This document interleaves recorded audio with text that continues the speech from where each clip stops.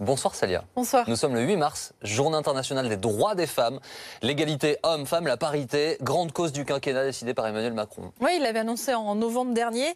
Et ce matin, comme chaque année, comme pour tous les présidents de la République, déplacement symbolique. Et cette fois-ci, c'était dans une entreprise parisienne. Gessina, première de la classe en matière de féminisation et de promotion des femmes en entreprise. Bonjour messieurs, dames. Bonjour. C'est à vous, bravo. Non, c'est à vous aussi. Bien. Ça fonctionne bien. Exemple de ce qui fonctionne bien chez Gessina. En 2015, nous avons nommé 50% de femmes à notre conseil d'administration. En 2017, nomination d'une directrice générale, 40% de femmes au comité exécutif, encore seulement 30% au comité de direction, mais tout ça va avancer avec tout un travail que nous faisons sur les promotions dans l'entreprise.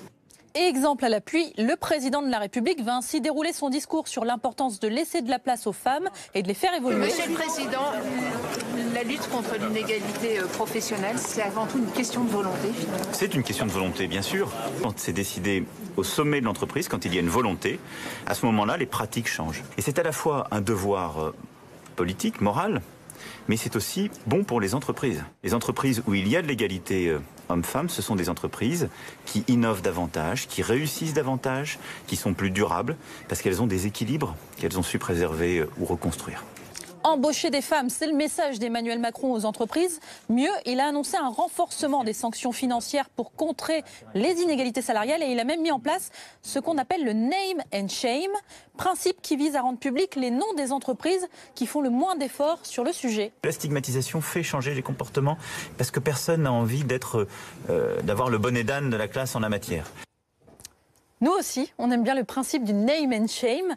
Ça marche pour les entreprises, ça pourrait marcher. Il n'y a pas de raison que ça ne marche pas au plus haut sommet de l'État. Du coup, on s'est intéressé aux femmes qui entourent le président de la République. Quelle place ont-elles au gouvernement? Nickel, parité parfaite, 15 hommes, 15 femmes.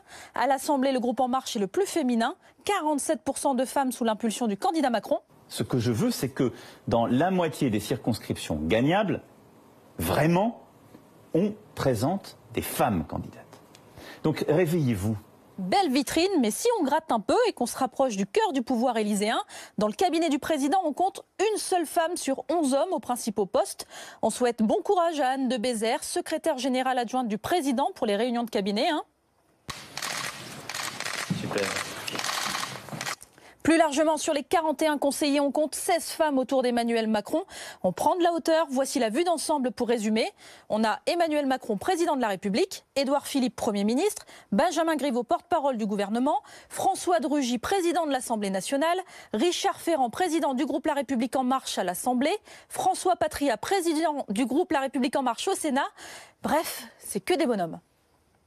La stigmatisation fait changer les comportements parce que personne n'a envie d'avoir le bonnet d'âne de la classe en la matière. Coucou l'Élysée, coucou la stigmatisation. Merci beaucoup Célia. Célèbre Braclia tous les soirs dans Grand Angle.